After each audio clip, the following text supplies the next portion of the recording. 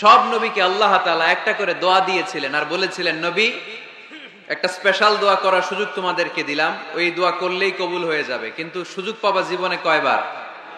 সবাই বলেন কয়বার? সব নবী কয়টা করে পাইছে? সব নবী তাদের দোয়াগুলো দুনিয়াতেই করে ফেলেছে। বিশ্বনবী বলেন, লিকুল্লি নবিয়্যিন দাওয়া মুস্তাজাবা। এই দুনিয়াতে সব নবীদের একটা করে মুস্তাজাবুদ দাওয়া আছে। আল্লাহ বলেছে, ও নবী, একটা করে স্পেশাল দোয়া করার সুযোগ পাবা, দোয়াটা করা মাত্রই কবুল করে নেব। বিশ্বনবী বললেন, এই পৃথিবীর বুকে যত নবী রাসূল দুনিয়ায় এসেছে সব নবীরা তাদের স্পেশাল দোয়া দুনিয়ায় করে ফেলেছে, ইল্লা আনা, কিন্তু আমি করি নাই। বিশ্বনবী বললেন, ওয়া ইন্নী আখতাবিউ দাওয়াতি শাফাআতান লি উম্মতি ইয়াউমাল কিয়ামাহ। আমি আমার স্পেশাল দোয়াটা করি নাই, আমার স্পেশাল দোয়াটা আমি আমার গুনাহগার উম্মতকে বাঁচানোর জন্য কিয়ামত পর্যন্ত রেখে দিয়েছি।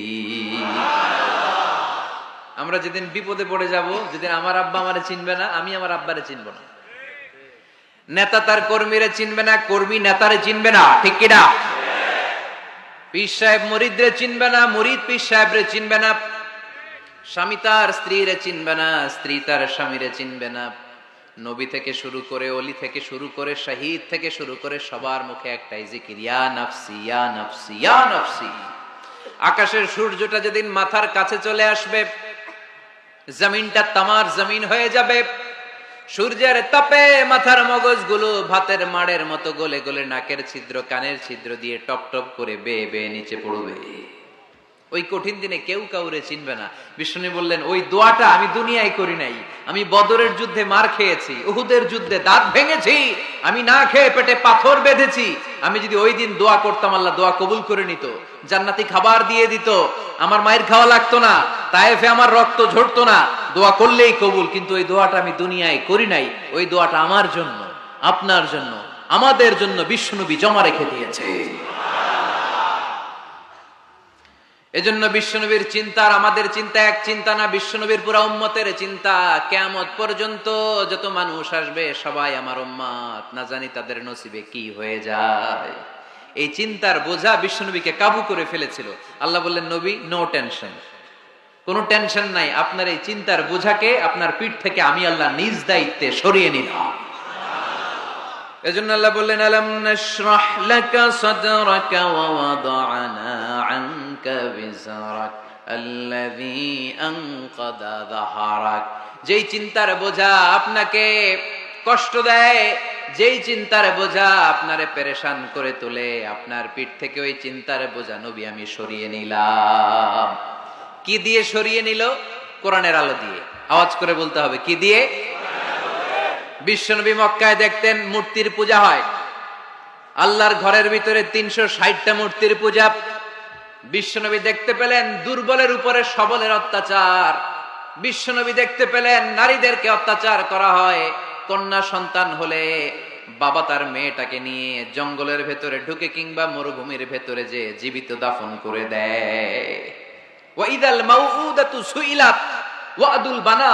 বিশ্বনবী এগুলো দেখতেন চারপাশে, দেখে এই পথহারা জাতিকে কিভাবে উদ্ধার করবেন, কি দিয়ে উদ্ধার করা যায়, এই টেনশনে বিশ্বনবীর পিঠ বাঁকা হয়ে গিয়েছিল।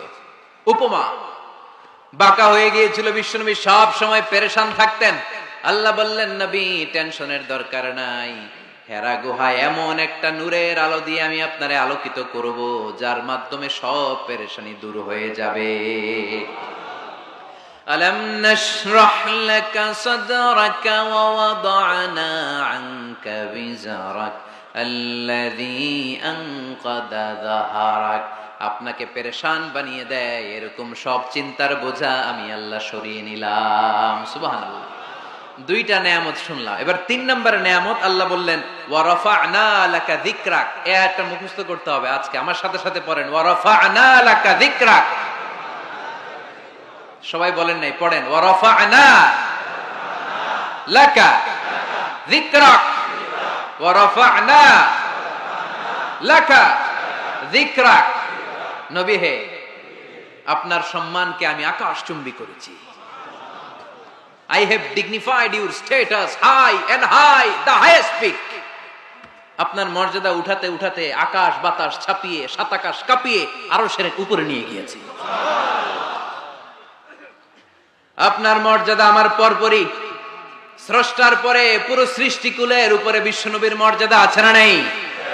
এজন্য আল্লাহ বললেন ওয়ারাফা'না লাকা যিকরাক, ও নবী আপনার মর্যাদা সম্মান আমি আকাশচুম্বী করেছি। আপনার সুনাম, সুখ্যাতি, মান, মর্যাদা আমি গোটা বিশ্বে ছড়াইয়া দেব। এই আয়াত যখন নাজিল হলো কাফেররা হাসতে শুরু করলো। কাফেররা বলে মোহাম্মদ বেটা বলে কি, ও জানে বাঁচবি কিনা ওইটাই তো সন্দেহ।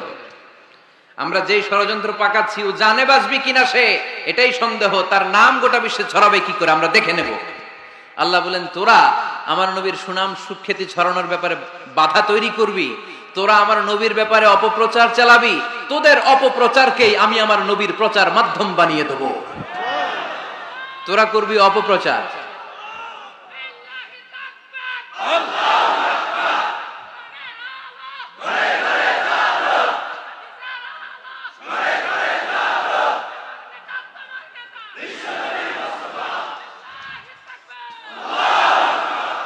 তোদের অপপ্রচারকে আমি আমার নবীর জন্য প্রচার মাধ্যম বানিয়ে দেব। এরকম অনেক সময় হয় না যে কেউ কেউ অপপ্রচার করে কারো বিরুদ্ধে, এটা তার জন্য প্রচার হয়ে যায়। কেউ অপপ্রচার চালায়, আল্লাহর মেহেরবানিতে ওইটা তার পাবলিসিটি হয়ে যায়। তার আলাদা করে প্রচার বিভাগের টিম তৈরি করা লাগে না, তার বিরোধীরাই তার প্রচার বিভাগের কাজে নেমে পড়ে। বিশ্বনবী বললেন তোরা, আল্লাহ বললেন তোরা আমার নবীর সুনাম সুখ্যাতিকে থামাবি, তোদের মাধ্যমে আমি বিশ্বনবীর সুনাম সুখ্যাতি গোটা বিশ্বে বুলন্দ করে দেব। আবু জাহেল ঘোষণা দিল খবরদার, হজের মৌসুম, হাজী সাহেবরা গোটা বিশ্ব থেকে আসবে, আমার দলের কর্মীরা তোরা যেটা করবি সেটা হচ্ছে হাজীদের কাছে যে বলবি মক্কায় নতুন এক পাগল আসছে, নতুন এক জাদুকর আসছে, নাম মুহাম্মদ। নাউজুবিল্লাহ পড়বেন না? খবরদার হাজী সাহেবেরা এই পাগলের কাছে যেও না। সব হাজিরা গোটা বিশ্ব থেকে এসে মক্কার মিনা প্রান্তরে তাঁবুর ভিতরে ঢুকেছে, আর আবু জাহেলের টিম মেম্বাররা সব তাঁবুর ভিতরে উকি মাইরা কয় খবরদার নতুন পাগল আইছে। সবাই কয় নাম কি? কয় মুহাম্মদ। নতুন পাগল এসেছে, নাম মুহাম্মদ। নতুন জাদুকর এসেছে, তার নাম মুহাম্মদ। খবরদার তার কাছে যেও না, তার কথা শোনো না, শুনলে তোমরাও পাগল হয়ে যাবা, তোমরাও পাগল হয়ে যাবা। সে এত বড় জাদুকর, মুহাম্মদ সাল্লাল্লাহু আলাইহি ওয়াসাল্লাম এত বড় জাদুকর, তার জাদু দেখলে, তার কথা শুনলে হাজবেন্ড ওয়াইফের মধ্যে সম্পর্ক বিচ্ছিন্ন হয়ে যায়। সে এত বড় জাদুকর, তার কথা শুনলে বাবা আর ছেলের সম্পর্ক ছিন্ন হয়ে যায়। সে এত বড় জাদুকর, তার কথা শুনলে বন্ধু বন্ধু আলাদা হয়ে যায়। খবরদার হাজী সাহেবরা, তোমরা হজ করতে এসেছো করো, জমজমের পানি খাও আর খেজুর নিয়ে যাবা বাড়িতে, কিন্তু মুহাম্মদ সাল্লাল্লাহু আলাইহি ওয়াসাল্লামের কাছে যাওয়া যাবে না। আচ্ছা আপনারা বুঝে শুনে উত্তর দেন। এই যে লক্ষ লক্ষ হাজী মিনার তাঁবুতে বসা, আর আবু জাহেলের লোকটা যে বলল নতুন জাদুকরের নাম মুহাম্মদ, তার কাছে যেও না, এই লক্ষ লক্ষ হাজীরা এর আগে জীবনেও মুহাম্মদ সাল্লাল্লাহু আলাইহি ওয়াসাল্লামের নাম শুনছে? তার মানে মুহাম্মদ সাল্লাল্লাহু আলাইহি ওয়াসাল্লামের নাম তাদের কানে পৌঁছে দেওয়ার দায়িত্ব আবু জাহেল নিজেই নিয়ে নিয়েছে। চিল্লায় এখন ঠিক কি না? অপপ্রচার প্রচার হয়ে গিয়েছে। আর সবাই মনে মনে ভাবে কয় কি, এত বড় জাদুকর, হজ করি আর না করি এর না দেখে যাওয়া যাবে না।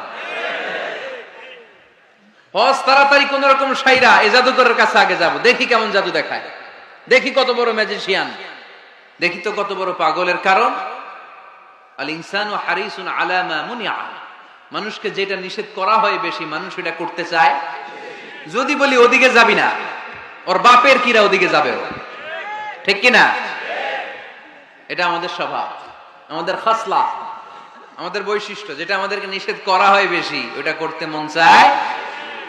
সব হাজিরা মনে মনে ভাবলো আমরা যাব যাব, তোরা যতই বলিস না কেন যাব যাব, হজের পরে অবশ্যই যাব। দেখা গেল হজের পরে বিশ্বনবী মুহাম্মদুর রাসূলুল্লাহ সাল্লাল্লাহু আলাইহি ওয়াসাল্লামের বাড়ির সামনে বিশাল বড় গ্যাদারিং শুরু হয়েছে। সবাই লাইন ধরে দেখা করতে গেছে। দেখা করতে যে বিশ্বনবীর চেহারা দেখে প্রথম নজরেই সব পাগল। চাঁদের চেয়ে সুন্দর তুমি নবী আমার কামলিওয়ালা, চাঁদের চেয়ে সুন্দর তুমি নবী আমার কামলিওয়ালা।